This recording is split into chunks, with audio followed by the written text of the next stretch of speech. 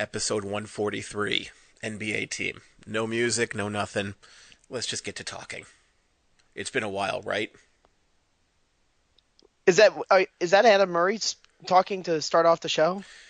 It's been so long. You went into your usual NCAA rabbit Place to hole. be nation. Welcome back to PTBN's NBA Team Podcast. I'm your co-host Andrew Riche, joined by Mr. Adam Murray. Adam Murray, how you doing? That's how you're supposed to do it. This That's is how, this is that's how pro. just straight That's how. stripped. It's been so long I forgot how to do these. Well, you've been watching all that college stuff. You got that amateur status rubbing off of you. Now you have to declare. You have to go back to being in the pros, like us pro hosts normally do to talk about the NBA and catch up on pretty much. Because we've been out of it really, because we did do the NCAA tournament one. That was kind of like for the banner, like the banner NCAA show for the Place to Be Nation network. But we didn't really get to too hands on about NBA for, I want to say, about a month. It's been This has been 6 like the weeks. first one since March. Yeah. It's been So we six have a weeks. little It's bit been a a little bit while. of, there's a few things that we can catch up on, but it's not like we're just gonna like just flood you with minutia for like an hour and 15 minutes. We just got a lot of things that we can put in there, but it is getting a little interesting because we are getting into that nitty gritty. For most teams, there's about 7 games, maybe 8, depending on if they have an off day today, because we're recording this on a Tuesday night. Only about 7 to 8 games left in the regular season, and the funny thing is we're gonna hit the teams one by one. For the most part, there's a lot of teams in the doldrums that, unless they're just like toxically bad to the point that we have to talk about it, we'd rather not talk about. Like Adam, would you mind if we don't talk about the Chicago Bulls? Well, we don't need to talk about the majority of the teams because those that are tanking just What did you think of Denzel Valentine's 34-point game? That was pretty sweet. I texted you how there's everybody random player can have a good game. And just like, Dwight Howard's 30 and 30 and all of a What sudden was Dwight Howard? Dwight Howard just an okay player? I mean, he did have, not only did he have the 4 30-point games in the month of March, he had one where he went for like 30 and 32 against the Brooklyn Nets. McConnell also had a triple-double from the bench and all of a sudden, Trey Burke went off for 30. It's just anybody can have a game and just be hot. Terry Rozier, I think, had 34 points. You think he was feeling his loins from Michigan making the Final Four? Trey Burke, I mean. I was going to say, Denzel Valentine, I'm pretty sure, had nothing to do with Michigan making the Final Four. But just, the Final Four, like we had mentioned. I was talking about Trey Burke, yeah. But, the Denzel Valentine one, I was actually at Buffalo Wild Wings watching the tournament, and that game was on the other side. And I was just watching, like, man, Denzel Valentine is playing a lot in this game. And then I looked at the stat line. I was like, holy crap, he went for 34 points. I was like, I didn't know he could even score 24 points.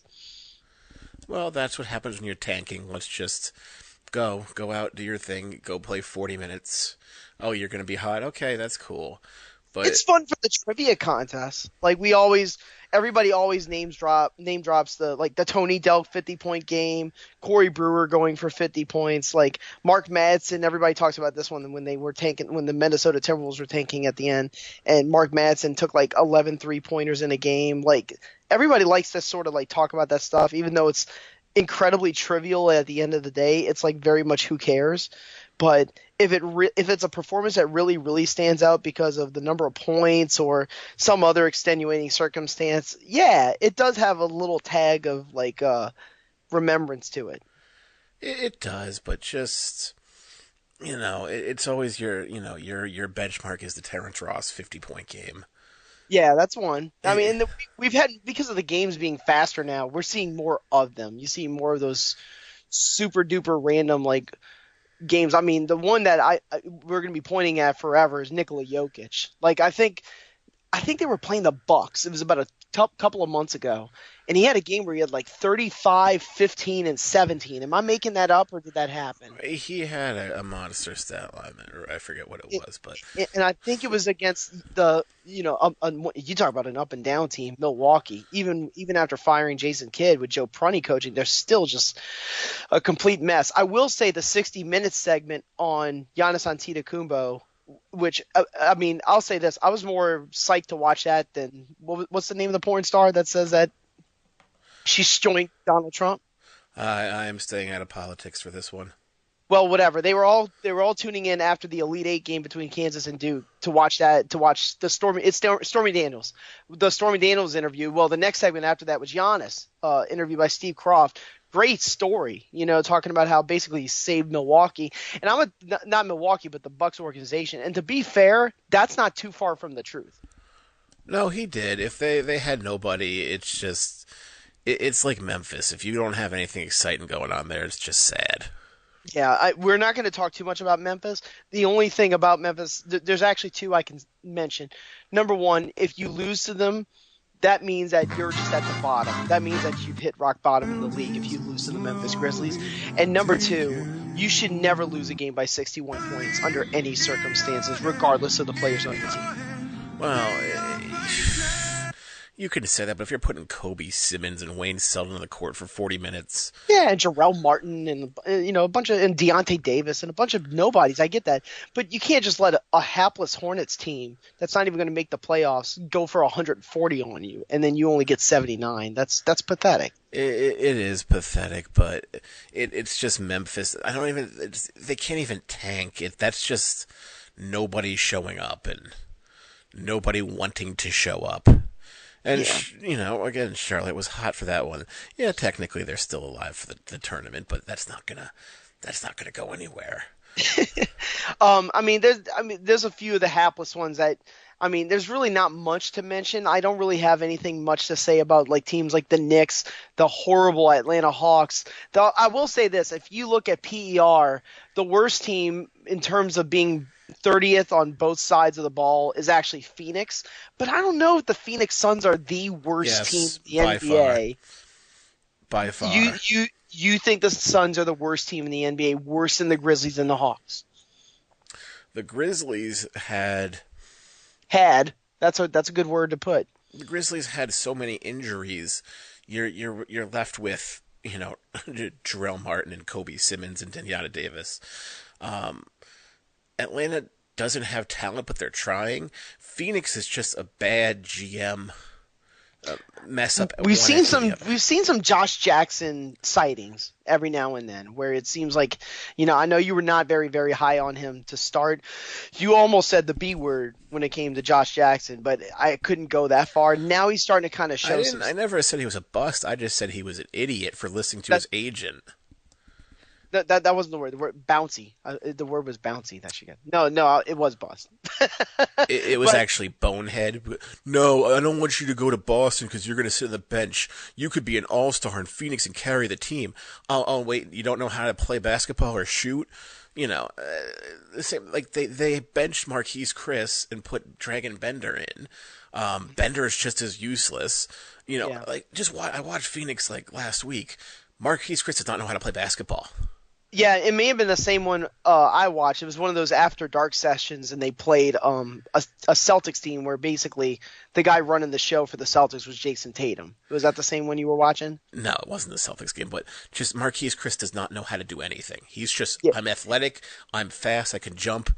And then sometimes he just decides to take corner threes. Yeah. It's very, very, very frustrating. Lost on offense, lost on defense. And then, let's play him and Bender together. Maybe they could play well. Let's play Josh Jackson with a 4. Let's play him with a 2. He wants to shoot threes. He really can't, but let's let him just shoot threes. Orlando, terrible. Let's just put this really quick. Frank Vogel, will he survive? No, he's gone.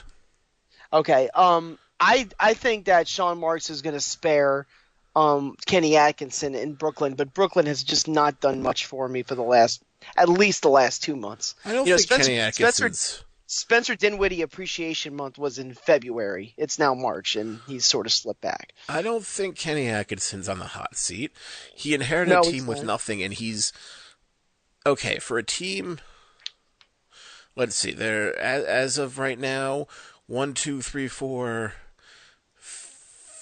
sixth place, sixth worst team.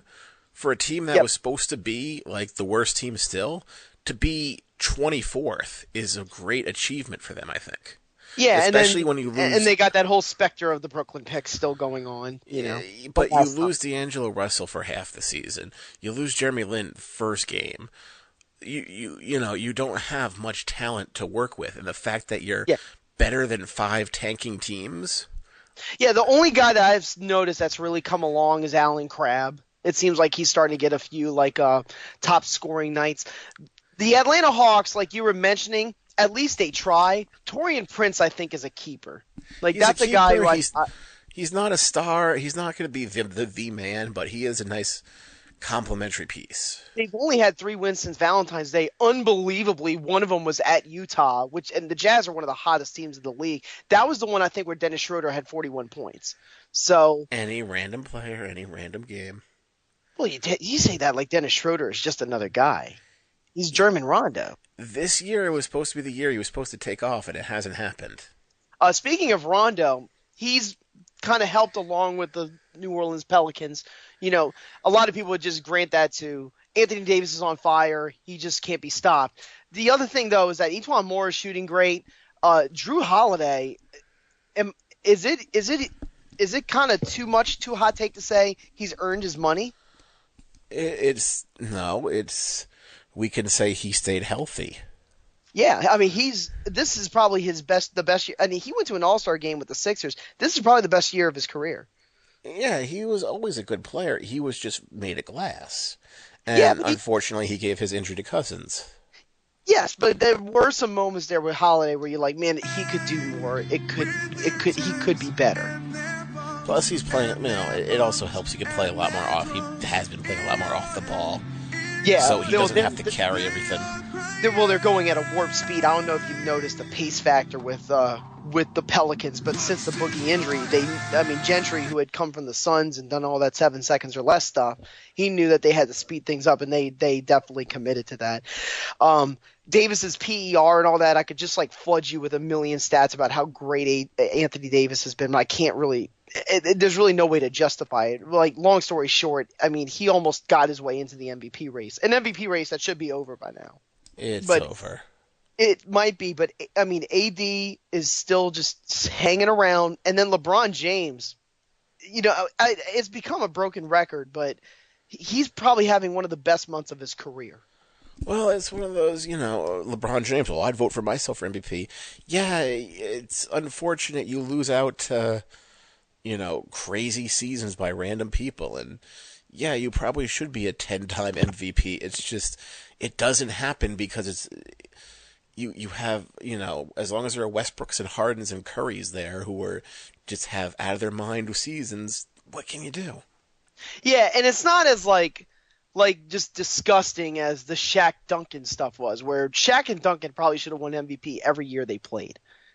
And they were losing out the MVP trophy to I'm not going to say people that didn't deserve it. Like Allen Iverson winning was fine. Kevin Garnett winning was fine. Steve Nash winning 2 in a row was kind of weird. But when overall, if you really looked at the best players and you didn't pay attention to how many games they sat and how, and anything like how many highlights they had and stuff. I mean, Shaquille O'Neal and Tim Duncan for about a 7-year stretch should have won MVP every single time. Yeah, but unfortunately, you have. If it wasn't Harden, you have Lillard who would probably take it.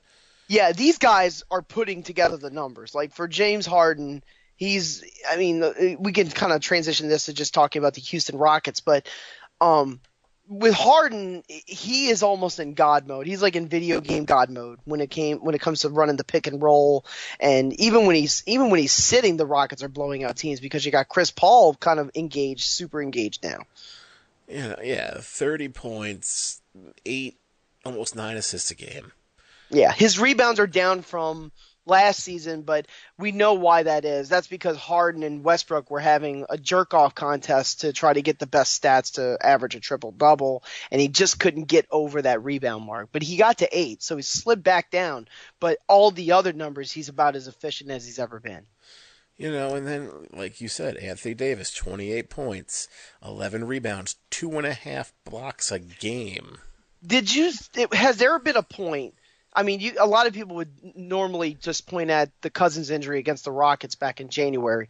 But is there a point where you were watching Anthony Davis at any game or at any moment where he pivoted and it was like, all right, I'm a great player. I'm an all-star. I can probably put up these stats every night, but I'm really going to put up these stats every night now because I want to make the playoffs.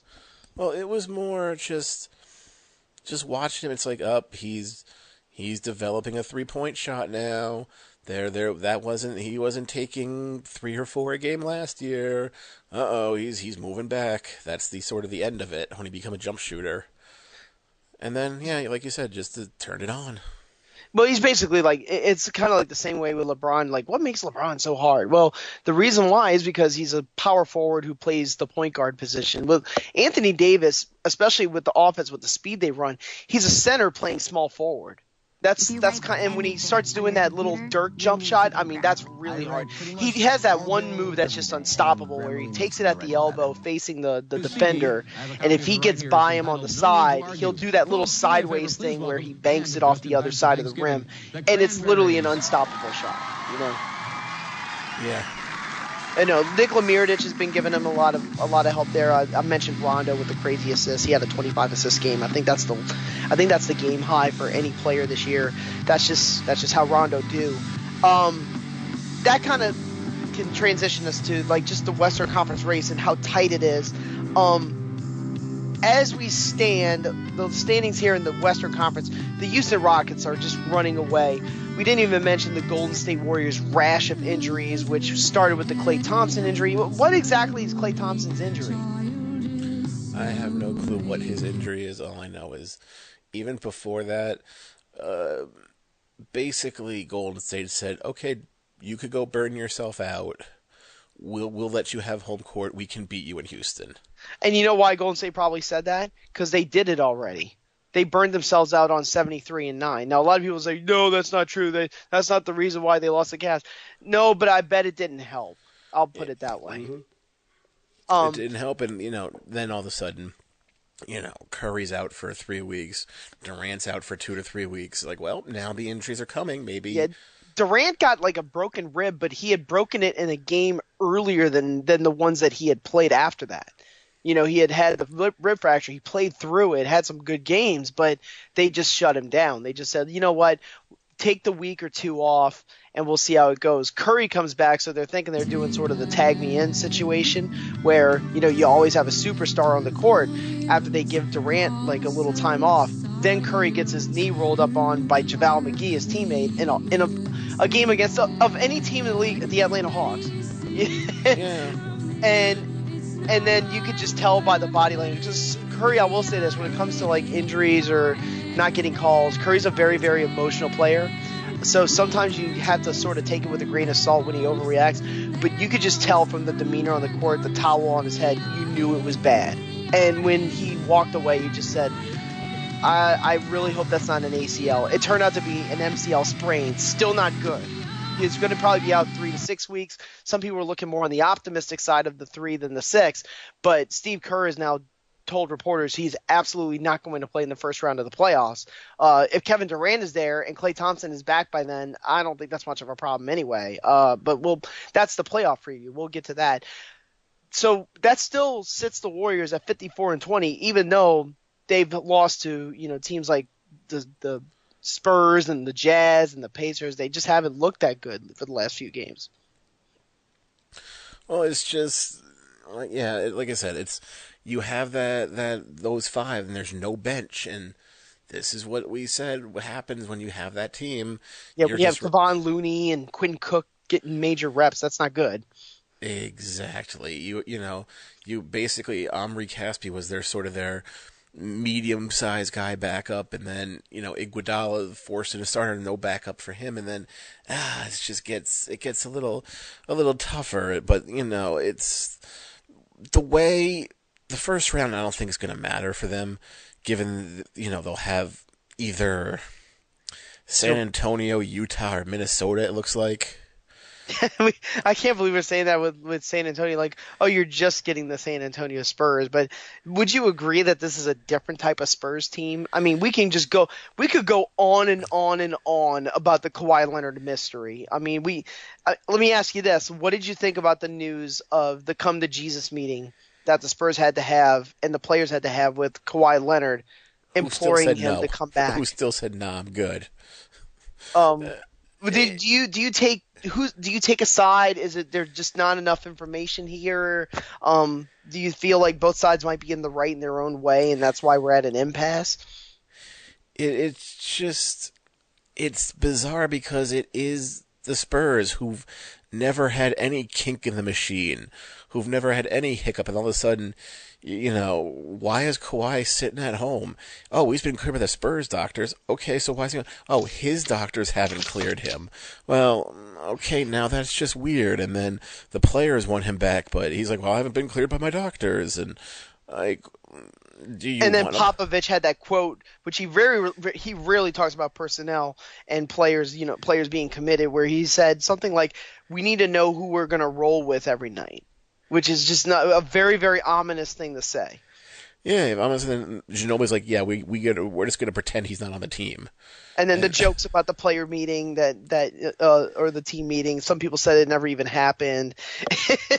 Very, very incognito stuff. I mean, we know something happened. I mean, you can't have that much. Supposedly, there was a quote that came out where Tony Parker said his injury was way worse than Kawhi Leonard's, I believe. And he had a as well. It's just very, very he said, she said stuff. Is Kawhi and his reps sort of the cause of it? Who knows? I mean, maybe also with Parker, with Kawhi, I could see it. If you have a nagging injury and your job is mainly to play defense, you don't want guys to blow by you. Tony Parker never played defense, so what does it matter if he's injured?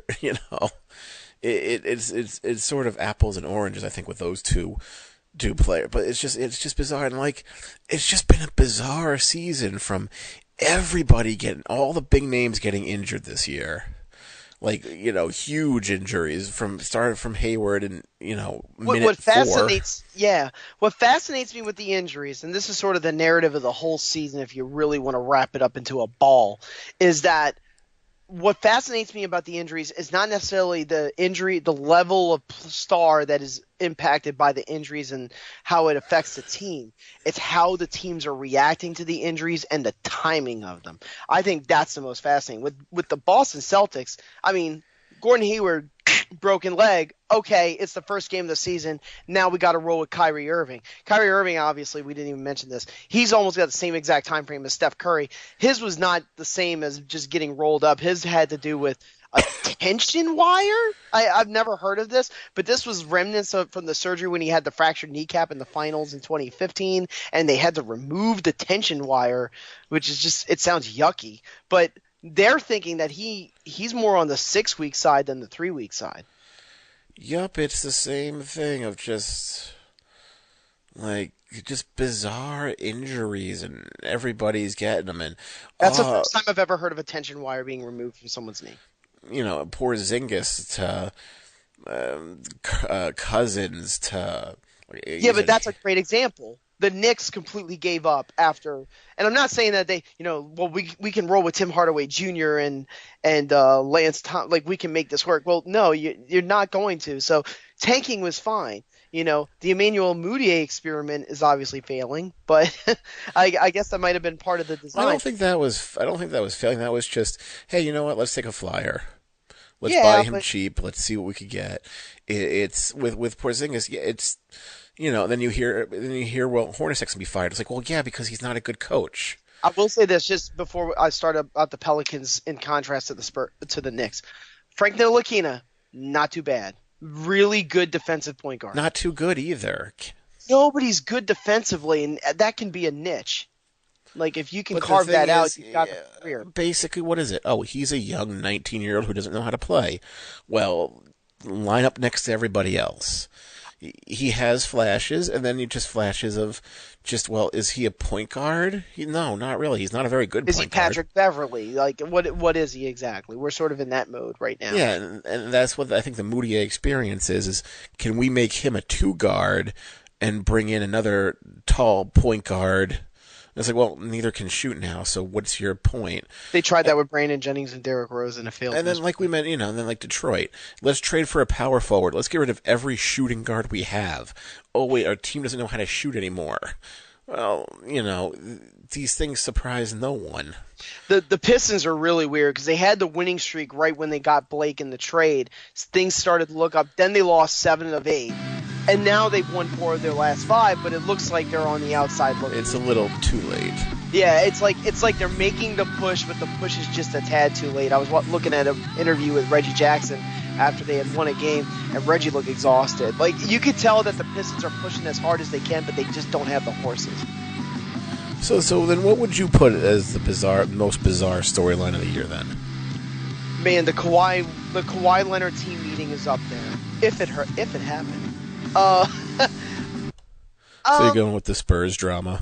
I mean, it's an easy one because we just talked about it, because there's just so many weird ones. I mean, if we just want to go with NBA, just NBA anything, it would probably be Baron Davis dating Laura Dern. That's the one that still like shocks me, like, as I think about it right now. But hey, I mean, Rico Suave, Baron Davis, good for you. I still got to go with Markelle Fultz, who forgot how to shoot. That being brainwashed by the shot doctors in Philadelphia. I don't know what is up with Philly, and the thing with Philly is they're on a roll now. They're hot. They're playing exciting basketball. This is what everybody wanted. It's just, the process works. No, we had to sit through 5 years of, why are you playing basketball? You're a disgrace to the league. What made it even weirder was the timing of the return. It came completely out of nowhere. Like, there was absolutely no timetable. There was no game plan. No one was watching him in practice sessions. It just came out of Brett Brown's mouth. Markelle Fultz is going to play tonight. And it just shocked everybody. He comes in. He looks good. Granted, it's one game, and the Sixers are just trying to catch as much momentum as they can because they're on a winning streak. They're looking up now at being at the 4 spot. Now, this team that's just been awful for so long because of the process, now they're looking at home court in the first round of the playoffs. I'd be pretty excited too. I'd be trying to man up every weapon I've got. Yeah, that's the reason to bring him out, because everybody's feeling good. Everybody's on a good roll. No pressure, no nothing. But it's just bizarre how, he had some sort of shoulder injury. Nope, he just doesn't know. That's completely different. And then, Lonzo Ball, he can't shoot. And he's not going to fix that ugly shot. No. It's just, you have to live with it, and he doesn't need to do it. The Lakers have been competitive. I'll say this, Julius Randle's making himself money. Well, that's the I problem. just don't know if it's going to be in Los Angeles. That's the problem, is they've gotten Julius Randle has decided he wants to be good. So, that kills, good luck. You're going elsewhere, so, that doesn't help the Lakers. You have, Lopez, he's gone. Caldwell Pope didn't show anything. He was in jail for a while, wasn't he? Beginning of the season, he was... No, he had some situation where he couldn't travel because because of this conviction. I thought it was the first week, and, Ingram, they're still high on him, but I still don't see it. He's getting there, but they're like, he's Durant now. The thing with Ingram is he had to just get some muscle, and he finally did this season. You can see it in his bones, and he's starting to come around. Lonzo Ball, great passer, great defender, great vision, high IQ. Shoot. Just don't shoot. They're leaving. I saw this with Rondo for years. There's a reason you have all those open threes. Don't think you do it because you're good. It's because they know you're not going to hit them. Yeah, I mean, and just to go all the way back with the injuries with the Celtics, that was the very beginning of the season with the Pels. It was right before the All-Star break, and they knew they had something going, but they didn't know how far they could push it, so they started pushing their star players as hard as they can. The Warriors are just in that situation where, look, the Rockets were already about 3 games ahead of you. Then you lose Curry and Durant just in this one pocket of games. You drop a couple in a row, and now you just got no chance of getting first place again. So now it's weird. The Rockets, the Warriors in this situation for the last 7 games where it doesn't really mean anything. No, it doesn't, but for teams like the Warriors it doesn't, but for a lot of teams it really does right now, because everything is so close. Mm-hmm. All the everybody's bunched up. The separation between Oklahoma City and the LA and even the Denver Nuggets, that's between the 4 spot and the 10 spot. The separation is only about 4 games between all those teams. It's 4 games. Thunder, Pels, Spurs, Jazz, Wolves, Clippers, Nuggets. That's a cluster.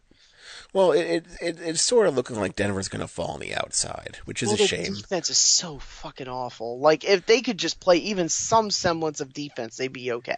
Which doesn't make any sense because Millsap was supposed to be the cure-all for that team. He has been a minimal impact guy since he came back.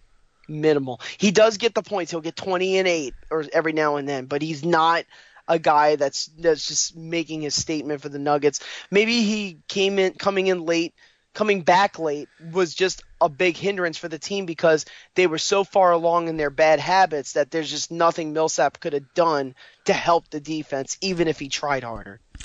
It could be that, or I think it's just the sort of realization we didn't want to admit with they're good players, good talent. It's just there's nothing star-studded on that team.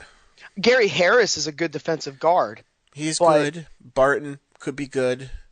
Yeah. When he was there. Yeah. Cousin Jamal, it's just, Jokic didn't really improve that much. He sort of just stayed, he stayed at his high level, but it wasn't, you were expecting like huge next level status. Never happened. The team just sort of fell apart. Clippers, you could sort of say they fell apart too. Yeah, I mean, we're hearing the rumors about Doc getting out of there, but we're not sure how true that is. Tobias Harris has played well at another location. I mean, let's just put it this way. Tobias, it's funny that he plays with Lou Williams because he's like the Lou Williams of big men. He just scores wherever he goes. Okay, so right now, like you said, 4 through 8 is only 2 games apart. Yes. Who would you want the Pelicans? Who's their best matchup right now? Because now it's sort of interesting matchups. Houston, Minnesota, not so much. Utah's going to get blown out by Golden State or Houston. It seems like Houston and Golden State's just going to mop the floor round 1. So you have now 3, 4, 5, and 6 of all interesting games. I mean, if Boogie were around, I think they could have given Houston some problems. Golden State is the exact because of Durant and the fact that they just don't have anybody at the 4. That's the team you don't want to play. So if you're trying to avoid a spot, 7 is the spot to avoid.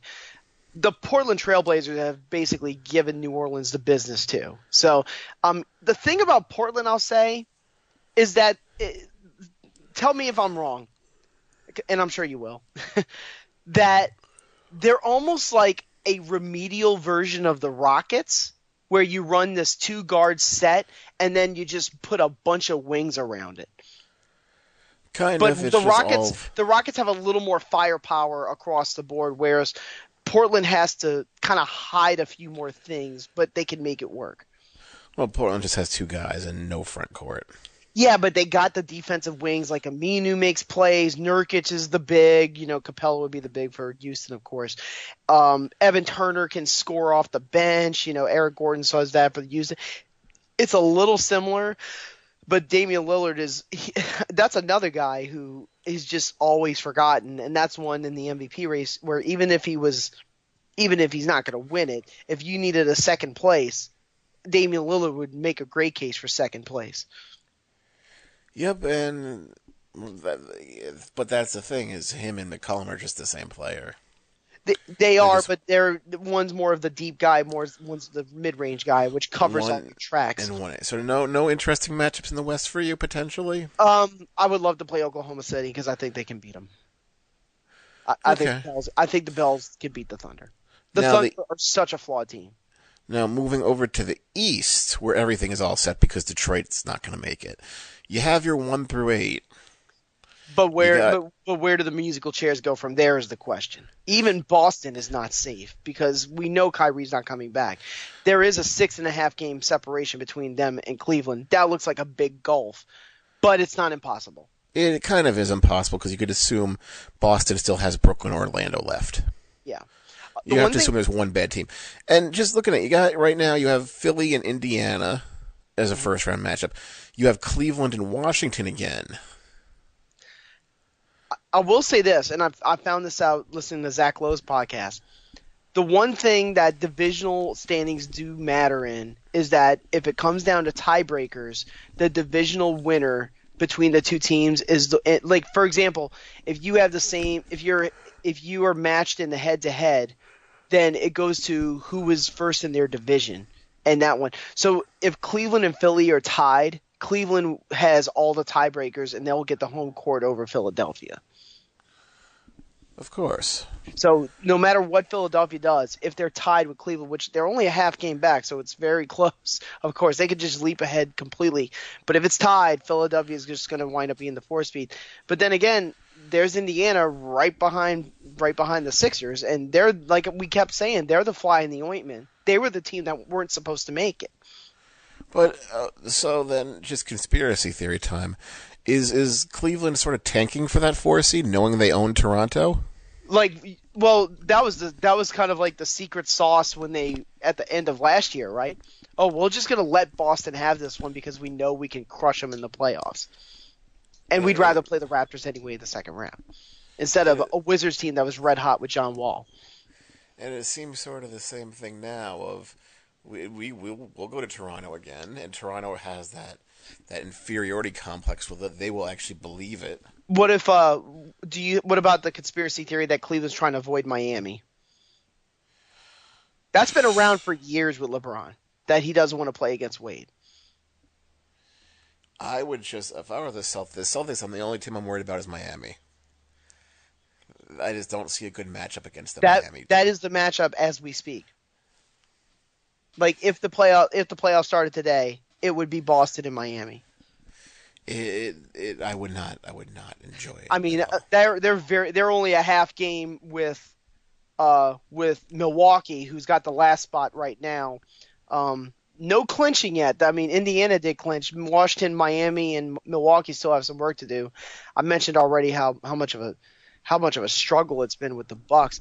The Wizards are weird, and I'm gonna say this: they're really up and really down. They win and lose in clusters. They'll win 2 in a row, they'll lose 3 in a row, then they'll win 3 in a row and lose 2 in a row. Here's the thing too: here's the difference between the Bucks and the Wizards to me. The Bucks are the kind of team, and I know they just beat the Spurs recently, but the Bucks to me are that kind of team. You watch them, and they're good enough to beat the mediocre teams, but they're not good enough to beat the really good teams. The Wizards are good enough to beat the really good teams, if that makes any sense. Well, here's the thing with Milwaukee. There are 2 things. First off, they have no coach. You're saying Joe Prunty is not a coach? You're on an interim coach. So they don't really have any system going for them. Number 2, you could boil that team down to 2 players. John Henson and Chris Middleton. Okay. There's no reason John Henson should be starting at all anywhere. And that's just, you have... Well, the development of Thonmaker has gone nowhere. That's why they're forced to play Henson. Well, Thonmaker's also a second-year player who's woefully undersized and... Well, now that's his field goal percentage is cratered. That's the other. Rail thin, but he was meant to be a defensive guy. He was meant to be a Tyson Chandler, Bismack Biyombo, just shot blocker, rebounder. The Bledsoe angle has helped them a little bit. Every now and then Bledsoe will have one of those games where you're like, oh, that's the talent I saw. But that was just sheer desperation to get him. Mm-hmm. It was. It was very reactionary. Like I said, Chris Middleton. You're paying him like he's meant to be a piece, but he's just not ever going to be that guy. I think every now and then he'll have like a 40-point game. Like you're just running Giannis through the everything goes through Giannis. Giannis has to be the guy. All plays go and it's just you have nothing around him. Yeah, it's not very segmented. It's not very segmented in Milwaukee. It's very much. Giannis is the man. Everybody else just figure it out, and that's just a terrible way to run things. But then again, that's the way Ty Lue ran things for Cleveland when they won the NBA championship. But then again, at this point, I think Ty Lue stepped away for health reasons. So now it's Larry Drew. You remember Larry Drew, former Bucks coach and Hawks coach? Yeah. Good luck with that. Any memories of the Josh Smith, Joe Johnson? Who is the other dude? Al Horford, Larry Drew Hawks? Just 5 seed out in the first round every year. They'd barely make it out of the first, but they'd be gone in the second. That was the just completely unremarkable, and yeah, those were the days, Atlanta Hawks. But no, the thing with Philly that scares me. And I'm trying to be complimentary of them is they have incredible talent with Ben Simmons and Joel Embiid, who is he might be looking at first team All NBA center. It's not out of the realm of possibility to say that, right? No, it's not with this day of who plays what. Mm-hmm. And they bring in Fultz back, and you got Robert Covington's playing fairly well. You're getting a lot of tomato cans, and you're winning a lot of those games on this winning streak, sort of strengthening. They had that one good win at Cleveland, I believe, about like maybe 3 weeks ago. Here's my fear with Philly: is this you have been downtrodden for so long. You have trained this team to lose for so long. And the fans who accept the fact that they're losing. And now all of a sudden you think they're ready for prime time. Now maybe they are. This is what happened with the Magic in the 90s. This is what happened with the Thunder in 2011 or 2012, where they said, you know what, I don't want to wait. I want to win now. And the results yielded that. I just don't think Philadelphia is there yet. That's my problem. Also, you forget the playoffs is a totally different beast where teams are trying hard for. And outside of Redick and maybe Jared Bayless, how much experience do they have in the playoffs on that team? Zero. None. I mean, we'll get to that when we get to playoff previews, but I have a lot of trepidation when, like we always talk about how Toronto is like the lighting of the cigar, losing their first game in the playoffs. I think Philadelphia is almost a guarantee to lose their first game in the playoffs. Well, yeah, because they're going to be shocked by everything, and a veteran team should come in and easily. Okay. Be like, yep, you're not going to get those calls you've been getting. It's going to be a lot tighter. We haven't hit up on Toronto, but there's a lot we can get into, like Fred VanVleet being a good backup for them, and the bench mob being really good. DeRozan being an MVP candidate as well. There's so many of them. Let me just hit on two things. First, and they're both regular season matchups that a lot of people will put a lot of stock in going down the stretch.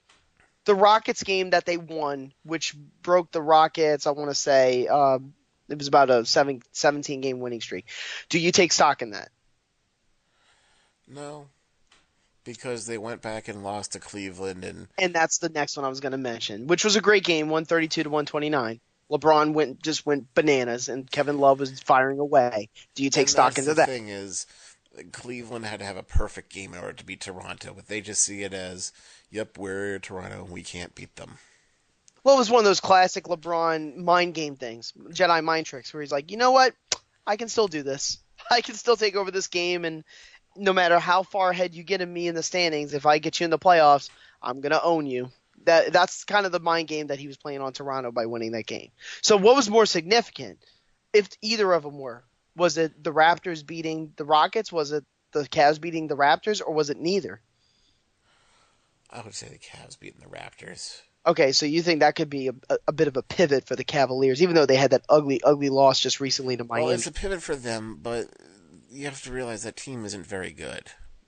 Well, they've had so many stops and starts with the personnel. They had the stretch without Isaiah, then they had the bad stretch with Isaiah, and then they had a decent stretch with George Hill and Jordan Clarkson and all the new additions without Love. Then you had the pits where they went to LA and they lost to the Clippers and the Lakers. And now we're sort of in that mode where they're playing really well with Love back with Hill and Clarkson and Larry Nance Jr. So it's just been one era after another. And also, not even talking about the coach situation, it's just one era after another with the Cleveland Cavaliers. Like, who are the real Cleveland Cavaliers? Yeah, and just like I said, you change the entire team just to appease one player, and they're just random pieces at this point. How different are they? Well, they're very different. They've gotten 50 years younger by default. Yeah, but in terms of style of play, I think offensively they're about the same. Defensively, I do see the improvement, but they're still bad. The one thing I'll say is Kevin Love looks really, really comfortable in that offense. Yep. He did get put into concussion protocol, so hopefully that doesn't spill over into the kind of the last stretch of the season there. There's a little bit. I mean, we didn't really hit up on Indiana. I mean, they're such a great story. I mean, we can definitely kind of dig into them when we when we talk about them like for the one-on-one matchups, because Indiana is going to be a team that everyone's going to count out right off the top. They're going to say, you had a really nice regular season, now it's time to go home. Yeah, again, it depends on the matchup. If you get Philly, then I know it might be tougher than it looks, but either way, it's a success story for Indiana, I guess. The Charlotte Hornets, I know they're not going to make they have absolutely zero chance. I think they've actually been mathematically eliminated. But did you see the Kemba Walker soundbite? No. Where he's tired of not making the playoffs, quote unquote. Which is like the veiled "I want to be traded" quote.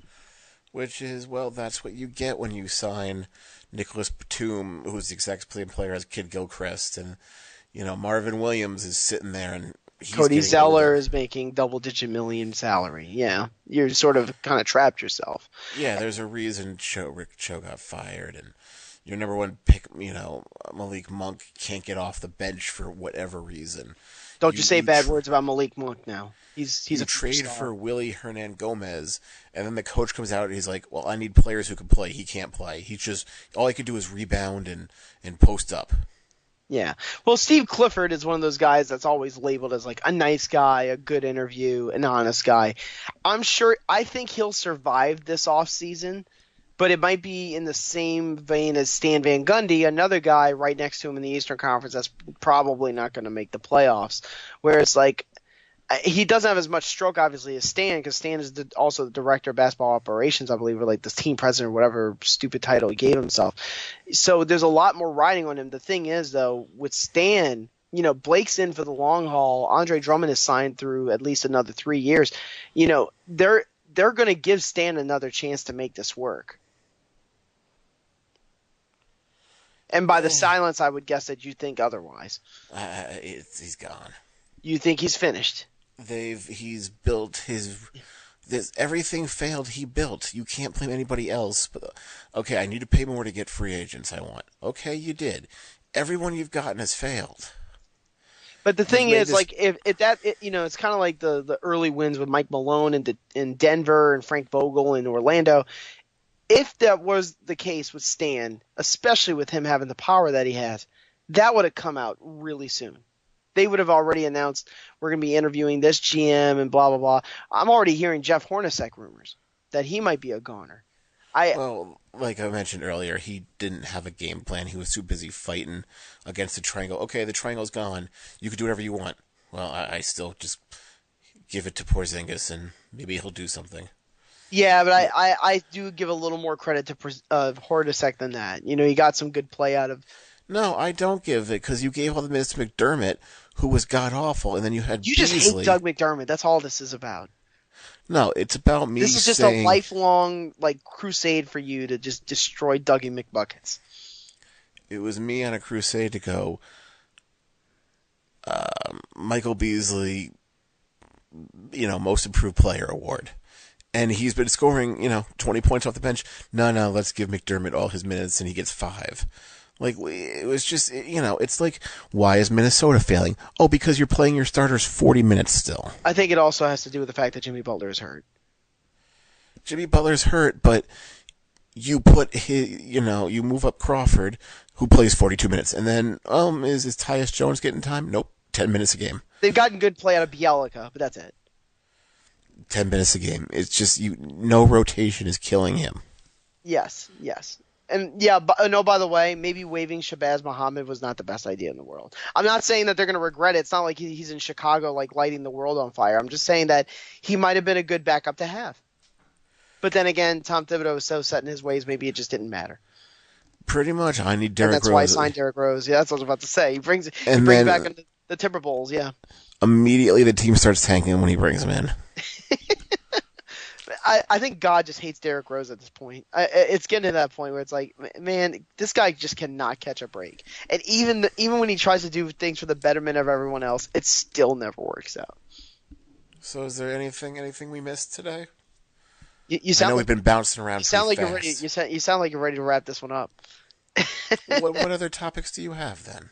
Oh, I mean, let me ask you this. We'll just kind of hit on the Final Four here. Give me a prediction on a title game and the winner. Because we're doing this on a Tuesday night. We're not at the weekend yet. Number one, I believe we were both correct when we said this season sucks and there was no good teams. Oh, could you believe number one team lost?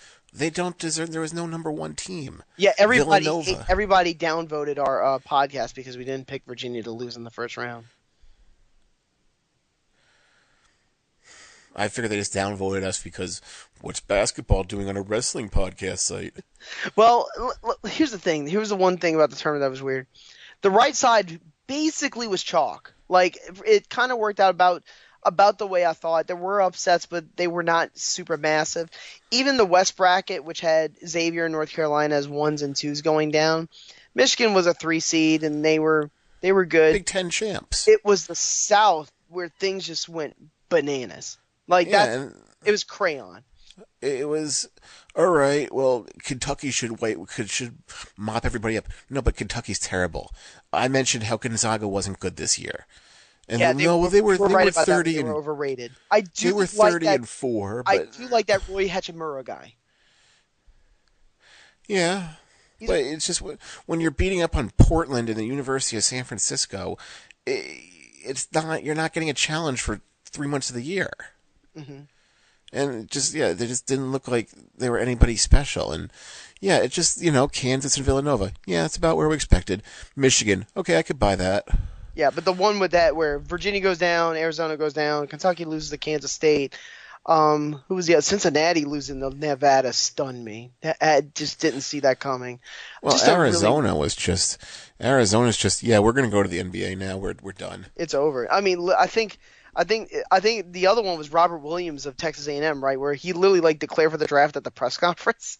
It's like, okay, I see where your mindset is, asshole. I guess you just don't want to play anymore. I think Arizona did it. Look at Loyola Chicago. It's just, do you want to play, and how well do you play together? That's really all it comes down to sometimes. Yeah, you want to, yeah. And it's just, we have 5-star recruits. We have McDonald's All-American. McDonald's All-Americans doesn't guarantee they're going to be good. When it comes to talent level versus good play, even though it was a little hodgepodge in certain segments, Duke-Kansas was a really fun game. That was probably the best game I've seen this year. But that's also the end of Grayson Allen, which makes my heart melt in sorrow. And then, Wendell Carter and Marvin Bagley said their salutations. Now we kind of move on to some new one-and-dones in the McDonald's All-American game, which I think is being played right now, or unless it's already over. Basically, that's the story. Is you have, Michael Porter played 40 minutes all season. Yeah. Okay, you're gone. Bring in some other guy who's going to play for, next year's draft is pretty weak, but yeah, let's bring in your one and done. We'll forget about you in 2 years. Just like I read, I was reading, the waiver wire. I said, James Young got cut. Mm-hmm. Yep, he's been on 3 teams already this year, and yeah, there's always those odd ones that pop up. I wish I could remember the name, but there was this one that popped up where I was like, it was LeBron Nash. You talk about guys that were overrated in high school. That was the guy who was supposed to be a superstar coming out of Oklahoma State. Wound up playing all 4 years. I guess he went overseas for a little while because he wound up on the Houston Rockets roster right before they do their playoff crunch, which I would assume he's going to get cut from.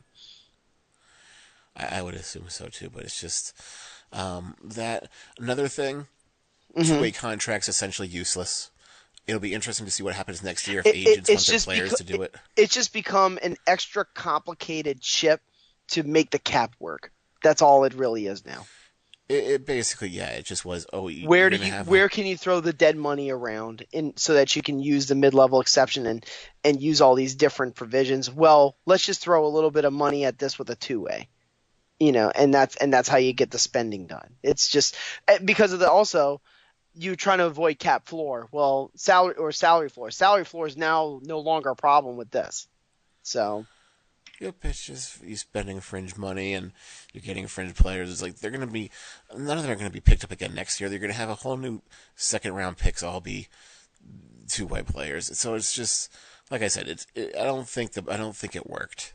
I'll tell you one great story because you're talking about the journeyman and people kind of coming in and out. Emeka Okafor coming back for the Pelicans has been inspiring. Hasn't played in, 5 years? And he's actually played okay. No, he played because he played for... No, that was Elton. Not Elton Brand. Was it Okafor who played for Philly last year? If he did, it was for like a cup of coffee. Because he was an assistant coach. It was literally for like a couple of games. And then they needed somebody, so they had to sign him. Yeah, but he's been not bad at all. I mean, we hear all this stuff. Like I just read somewhere that Gerald Henderson is trying to get back into the league. But he doesn't want to, because the rumor is that he might try to get into the Duke circle because Jeff Capel, who's like the bag man at Duke, like the top assistant, he just took the job at Pittsburgh. So now they're thinking that Gerald Henderson, because a lot of ex-Dukies wind up being assistants, he would be the next guy to slip in. Well, he still wants to play. I mean, there's a lot of and Gerald Henderson was not a bad player. Like it's just that the level of talent has gotten to the point where it's trickled all the way down, where it's really hard to get into the league now. It's not hard to get in the league. It's just for a 10-day contract, but he was the definition of a mediocre player, which isn't a bad thing. Score 8 points, have 4 or 5 boards. Okay, you come in, do your thing, get your 20 minutes, and then go home. It's just now you don't provide a useful skill set to a team. So, do you want to take a veteran minimum and prove yourself? Nope. Oh well, then. Okay. Random team we didn't hit on. Just to get very quick 2 points before we get out of here. Are you a believer in the Utah Jazz, especially now with Dante Exum back? I haven't seen them with Exum back, but you've seen them with Crowder though. It's not. They're not. They never were a terrible team. It was just sort of you took a hit, and then everybody else was sort of floating up to the top. It was the Gobert injury. When Gobert came back, they went on a tear, and now they're the best defense in the league. Yep, and then you have teams like Denver and the Clippers falling. Yeah. Well, they're not. I mean, Denver has fallen. I think the Clippers are just about where I thought they would be when we did this all the way in the beginning before the season started. On the outside, look at just on the outside. I just thought, and maybe Denver, we wound up overrating them because of the Millsap buzz. I just didn't think their defense would fall that far. Like I thought they would at least uptick a tad, and it just didn't. That was the most disappointing thing with Utah. Donovan Mitchell giving them that extra zing on offense has been the cure. At least on the offensive end. Defensively, it's Gobert. It's the Stifle Tower. Fair enough. But, all right, you got anything to hit on before? We didn't get the title game. Who you got and who's winning? Oh, Villanova. You got Villanova beating... Didn't we say Villanova? We had Villanova in the tournament finish. Well, Villanova, Michigan. Villanova, Michigan. That is my... I know everybody cringes when they hear this, but in order to win my pool, that's the result I need, so I'll go with it. That's why I don't join any pools. I could just sit and watch the game and be happy. But Kansas is really good, and I don't... No.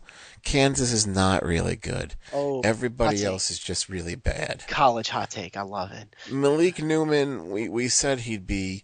everybody forgot about him. Mm-hmm. For his transfer from Mississippi State, had to sit out. Which set a record for Hello Newman memes on Twitter. Yeah. Then you have, what's his name? De Silva? Silvo de Souza. Yeah. All of a sudden comes in, mysteriously gets qualified halfway through the season, comes in, because they had 0 big men due to their, why are you driving a car? Whose car is that? They're asking questions. I need to go to Europe fast. Yeah, but I feel like Bill Self has done a really good job coaching this one. We'll see, because now this time, unlike 2 years ago when Villanova beat Kansas in the Elite Eight, Villanova's in the catbird seat. They're the ones that everyone's kind of looking at like, oh, okay, you're going to finish this one off too, right? Like, so a little bit different there. Michigan is just tough. They're just tough, and they're really smart. That's what sets them apart. Oh, what sets them apart is everybody forgot about them since the Big 10 tournament was. And also Jordan Poole done in February. Jordan Poole hitting a buzzer beater, so he doesn't. I mean, that might be their Tyus Edney. Like, if you don't make that shot, you're done. But because you made it and it galvanized you, now you're on your way. So. Yeah, but that's pretty much it. But we're gonna be on our way. You saw what I did just there? Very I good. don't have my closing music to close us off, so I guess we're just going to talk. Going into our butterfat. Any games you're looking forward to? I know we didn't talk about like the finishing touches for a lot of these teams. Some are getting cupcakes. I believe Philly is like got the easiest finish to the season. Like, I don't have like schedule in front of me right now. I'm sure there's a few. We should be back before the season ends. If not, we have playoff previews and then gone fishing, Netflix and chill, or Spotify or whatever we come up with this year. We'll figure something out. Yeah, the one I'm looking forward to actually is the Pelicans are going to be at Cleveland on Friday. So, and that's a big one. If we win that one and then we can beat the Thunder, I think we're going to be all right. We're going to make the playoffs. All right. I mean, because we might miss it. All right. On behalf of Adam Murray or someone who's sending me Adam Murray to sing the song, this is Andrew Riche. Take care, guys.